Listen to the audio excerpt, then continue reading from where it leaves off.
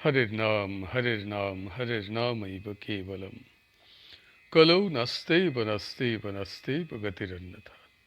श्री श्री गुरवे नमः।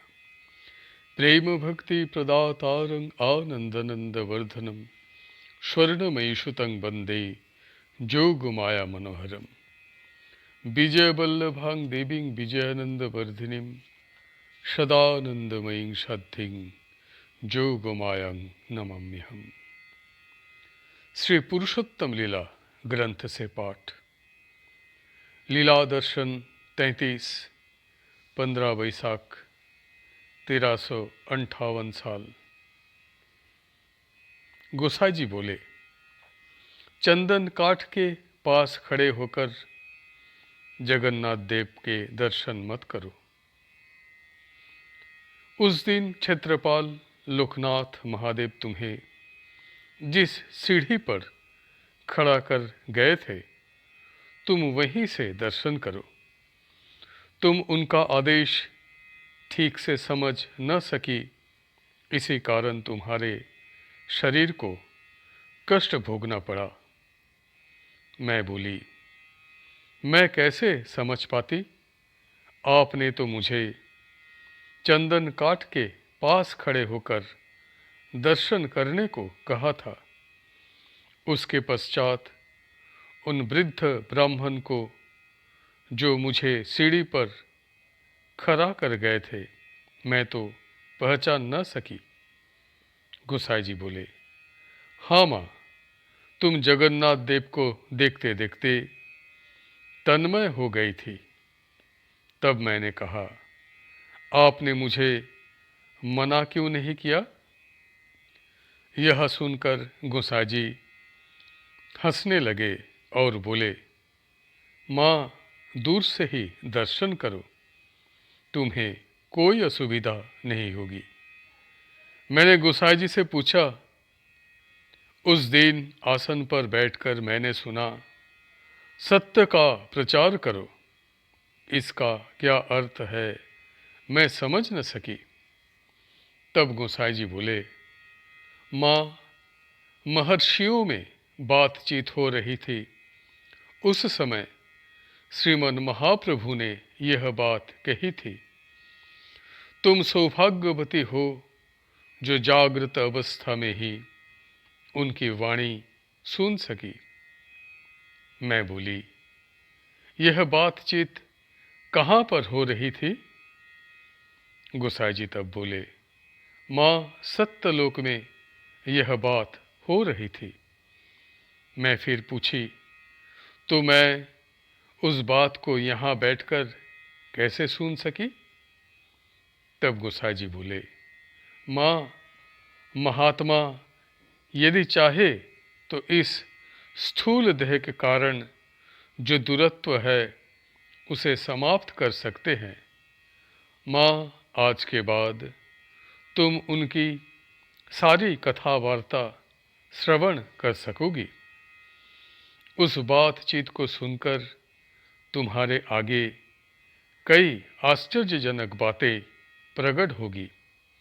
तुम स्थिर होकर वह सब देखना, वो सुनना। तुम्हारा लक्ष्य किंतु एकमात्र सद्गुरुदत्त नाम जप और उनके आदेश अनुसार चलना ही रहेगा। यह सब उपदेश की चर्चा करना जरूरी है, उससे अनेक तथ्य प्रकट होंगे। पढ़ो और समझने की चेष्टा करो। महाप्रभु एक ही श्लोक के अनेकों अर्थ करते थे। सामान्य मनुष्य क्या इसे कर सकता है? इन सब उपदेशों में शक्ति होने के कारण सब सत्य फूट उठेगा। लीला दर्शन 34 22 बैसाख। मैंने गोसाई जी से पूछा, उस दिन गंगा माता मठ जाकर मैंने श्री सार्वभौम भट्टाचार्य का निवास स्थान देखा, जहां महाप्रभु ने उनसे 7 दिन तक वेदांत पाठ श्रवण किया था। उस स्थान पर जाकर ऐसा लगा मानो यह मेरा परिचित स्थान है और मैं पहले भी यहाँ आ चुकी हूँ। किंतु आश्चर्य तो यह है कि मैं वहाँ पहली बार गई थी। वह कैसा शक्तिपूर्ण स्थान है।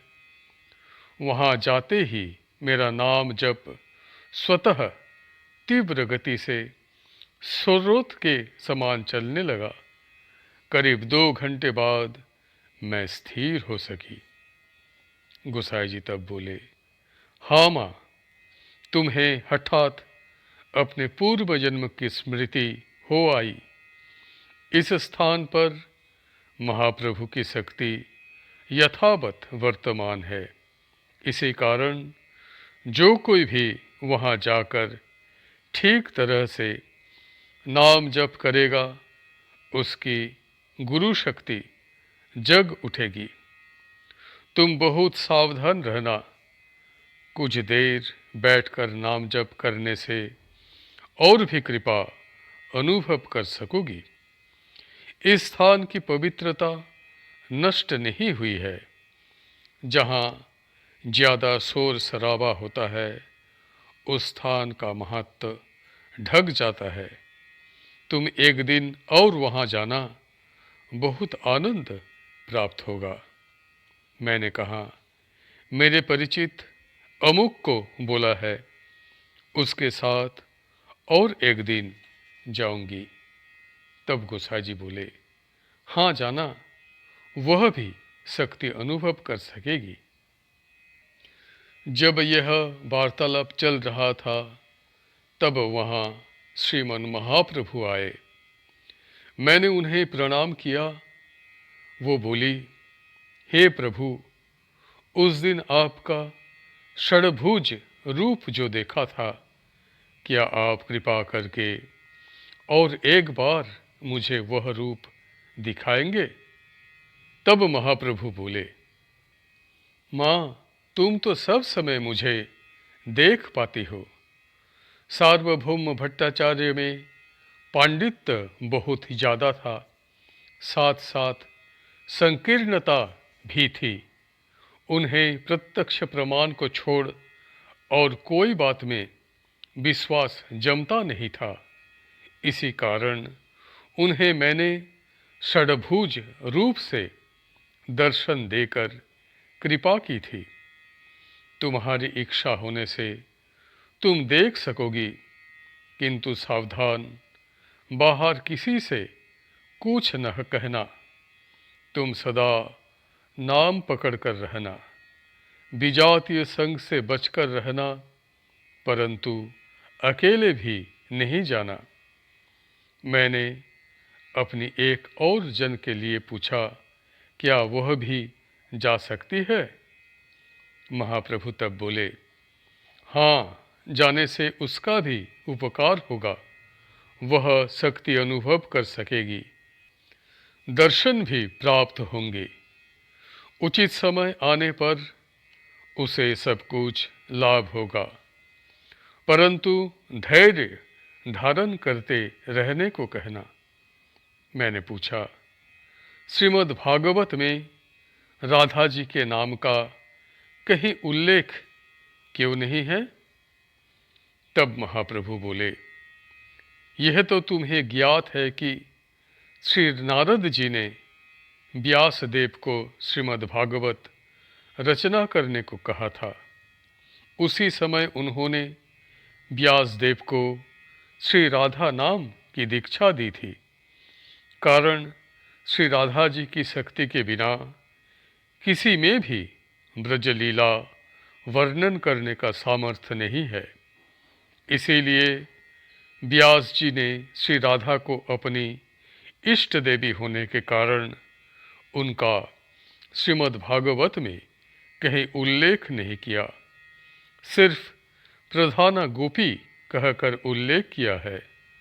माँ, नाम जप करो, धीरे धीरे तुम्हारे सम्मुख सारे ही तत्व प्रकाशित होंगे। आज का पाठ यहीं पर समाप्त होता है। हरि बोल, हरि बोल, हरि बोल। जय गुरुदेव, जय गुरुदेव, जय गुरुदेव।